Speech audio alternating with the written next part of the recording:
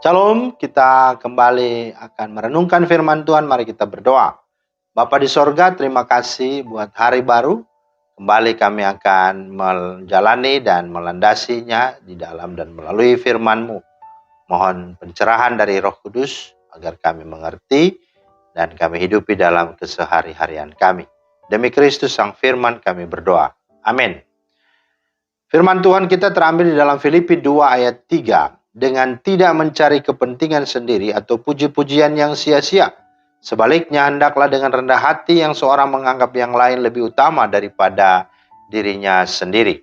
Itulah firman Tuhan yang menjadi dasar renungan kita pada hari ini. Tema kita adalah berlari bagi orang lain. Nah saudara, seorang tokoh namanya Tom Knapp tidak pernah memenangkan sebuah pertandingan pun di sepanjang karir berlarinya di sekolah menengah umum. Tom adalah seorang pemacu. Tugasnya adalah menentukan kecepatan lari untuk diikuti anggota timnya yang kemudian akan mendahuluinya ke garis akhir. Ketika ia dapat berlari dengan kencang, ia mendorong dan memampukan rekan-rekan timnya untuk menang. Walaupun Tom tidak pernah memiliki tenaga cadangan yang cukup untuk menyelesaikan pertandingan dengan menang.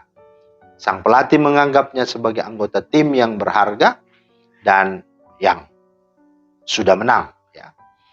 Nah, Bapak Ibu, Rasul Paulus dalam suratnya menyampaikan firman Tuhan kepada jemaat Filipi dan memerintahkan agar sebagai orang-orang percaya yang sudah diselamatkan dan dipercayakan pelayanan oleh Tuhan, hendaknya berlari kencang di dalam hal apa? Pertandingan iman, dengan memikirkan keberhasilan orang lain.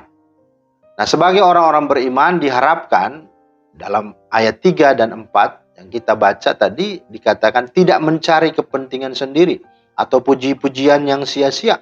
Sebaliknya hendaklah dengan rendah hati yang seorang menganggap yang lain lebih utama daripada dirinya sendiri. Dan janganlah tiap-tiap orang hanya memperhatikan kepentingannya sendiri, tetapi kepentingan orang lain juga. Ya, jadi jelas di sana.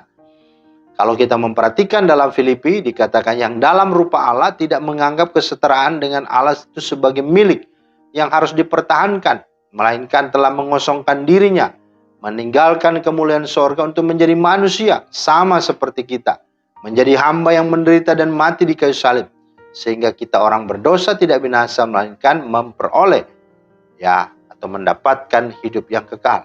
Jadi seperti Kristus yang sungguh telah meninggalkan segala sesuatu untuk orang-orang, yaitulah seperti saudara dan saya, sungguh pada akhirnya mengalami kemenangan, mengalami pelepasan, mengalami keselamatan, mengalami kemerdekaan dan hidup yang kekal. Dan itulah teladan yang mulia yang sudah diajarkan oleh Kristus. Nah, jika dorongan keteladanan kita dapat membantu orang lain untuk bertumbuh dan berhasil, kita seharusnya bersuka cita.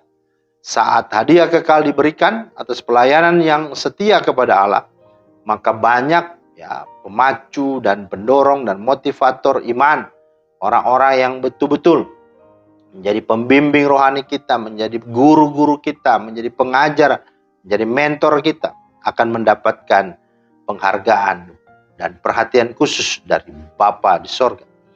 Dan hingga saat itu tiba, marilah kita terus berlari sehingga orang lain mendapatkan kemenangan. Berlarilah bagi orang lain. Anda tidak mungkin kalah jika Anda menolong orang lain untuk menang. Kiranya Tuhan memberkati.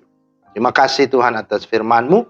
Mohon tolong kami supaya kami sungguh hidup untuk menjadi manfaat, menjadi berkat bagi banyak orang. Karena untuk itulah kami diselamatkan, agar supaya kami memenangkan sebanyak mungkin orang kepada-Mu Kristus.